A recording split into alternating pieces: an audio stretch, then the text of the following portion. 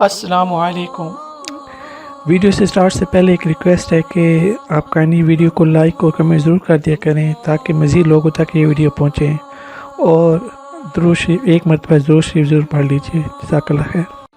تو ہم بیماری اور ہے، علاج اور کر رہے ہیں۔ کچھ لوگوں کا تو کام ہی جب بھی کوئی مشکل بنی تعویذ لینے دوڑ پڑتے ہیں، اور بابا بھی کہتا ہے چنگا ہو گیا تو آ گیا، ورنہ چل جانا سی تو۔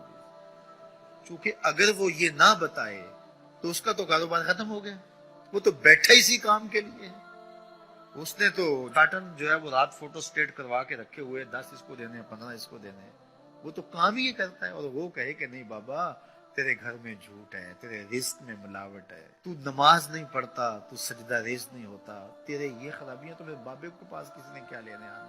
جب مشکل ہوگی تو مصلے پہ سر جھکائے گا، بابا تو بھوکا مر جائے گا۔ اس لیے بابا کہتا چنگا ہو گیا تو آیا ویلے سے آ گیا، نہیں تو یہ چل جانا تھے، تبھی تو کچھ رہنا ہی نہیں تھا۔ پھر مریض بن جائے، ہر اتوار کو بابے کے در پہ حاضری دینی پڑتی ہے۔ چھوڑو بابوں کو، اللہ کی چوکھٹ پہ آ جاؤ۔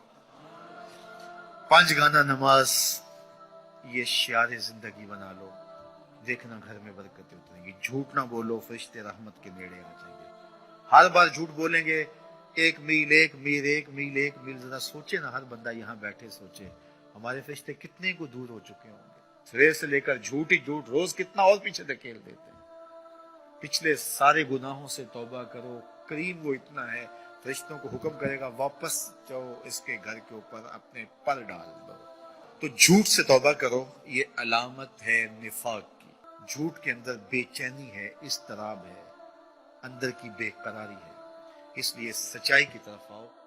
مزید اسلامی واقعات اور بیانات کے لیے ہمارے چینل کو سبسکرائب کرنا مت بھولیے، اور لیٹسٹ اپڈیٹ کے لیے بیل آئیکن پر کلک کرنا مت بھولیے۔ جزاک اللہ خیر۔ السلام علیکم۔